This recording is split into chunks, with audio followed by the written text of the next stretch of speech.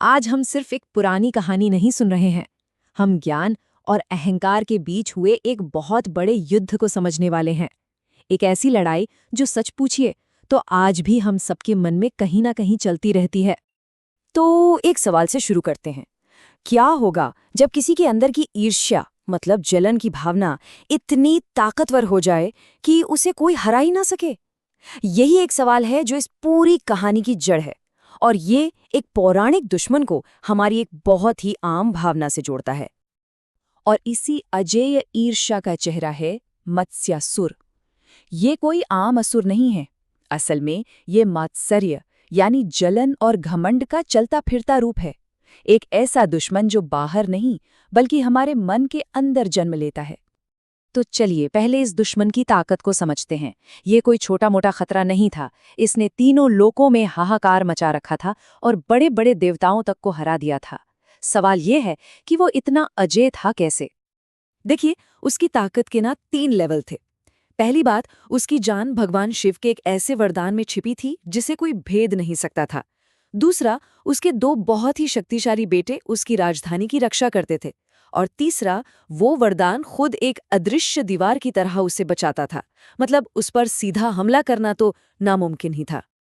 तो जब सारे देवता हार गए, निराश हो गए, तब वो अपनी आखिरी उम्मीद के पास पहुंचे, विघ्नहर्ता भगवान गणेश।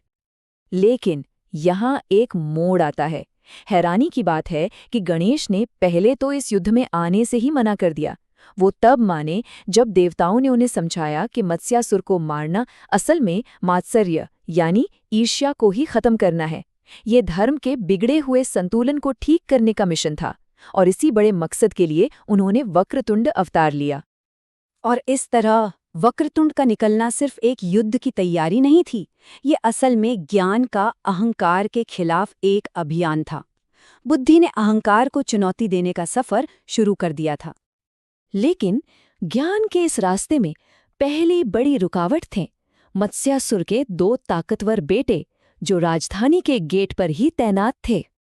युद्ध शुरू हुआ और 5 दिन तक जबरदस्त लड़ाई चली, पर नतीजा कुछ नहीं निकला। दोनों राजकुमार उतने ही शक्तिशाली थे जितने वक्रतुंड के गण। ये देखकर वक्रतुंड ने लड़ाई रोक दी और उनसे पूछा, तुम सच में कौन हो? और यहीं से कहानी पूरी तरह बदल जाती है। उन राजकुमारों ने जो बताया वो हैरान करने वाला था। उन्होंने कहा, हमारा जन्म मत्स्यासुर से नहीं बल्कि तुम्हारे ही भक्तों के मन में पैदा होने वाले मोह और इच्छा से होता है, जब वो ईर्ष्या से भर जाते हैं। जरा सोचिए इस बात को। दुश्मन बाहर नहीं बल्कि अंदर ही पैदा हो रहा था।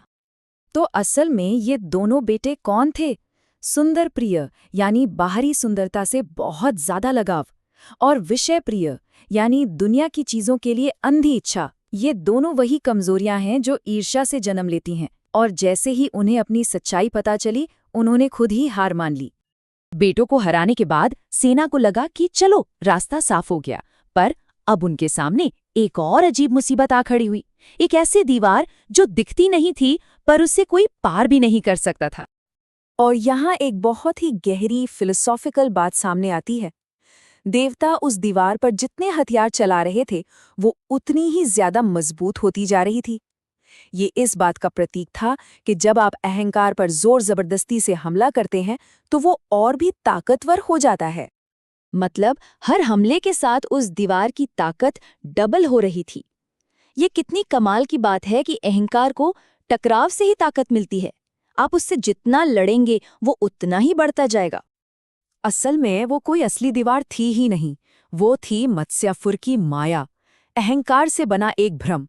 उसका मकसद था देवताओं का वक्त और ताकत बर्बाद करके उनका हौसला तोड़ना। और वक्रतुंड ने उसे हथियारों से नहीं बल्कि अपने ज्ञान की रोशनी से खत्म कर दिया। जैसे ही वो माया की दीवार हटी, आखिरी मुकाबले का मंच तैयार हो गया। अब वक्रतुंड के सामने था खुद मत्स्यासुर, इस सारी तबाही की जड़। दोनों में जमीन आसमान का फर्क था।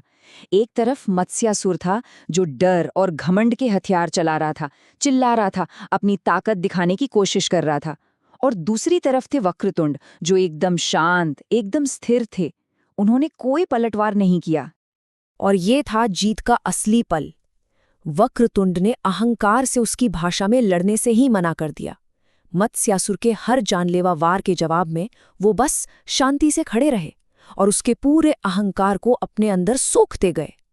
लड़ाई को लड़ाई से नहीं बल्कि शांति से जीता गया। तो चलिए अब इस कहानी के गहरे मतलब को समझते हैं।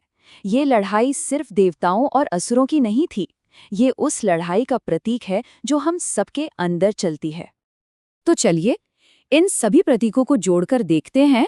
मत्स्यासुर कौन है? हमारी ईर्ष्या और अहंकार। उसके बेटे ईर्ष्या से पैदा हुआ लगाव और इच्छाएं। शिव का वरदान, हमारा वो गहरा अहंकार जो हमें लगता है कभी खत्म नहीं होगा। और वक्रतुंड, वो है ज्ञान और समझ की वो शक्ति जो इस सब पर काबू पा सकती है। और आखिर में ये कहानी हमें एक बहुत ज़रूरी सवाल के साथ छोड़ जाती है। हम अपने अंदर के मत्स्यासुर को, यानी अपनी ईर्ष्या और अहंकार को कैसे हरा सकते हैं? शायद जवाब लड़ने में नहीं, बल्कि उसे समझने और शांत रहने में है। इस पर सोचिएगा ज़रूर।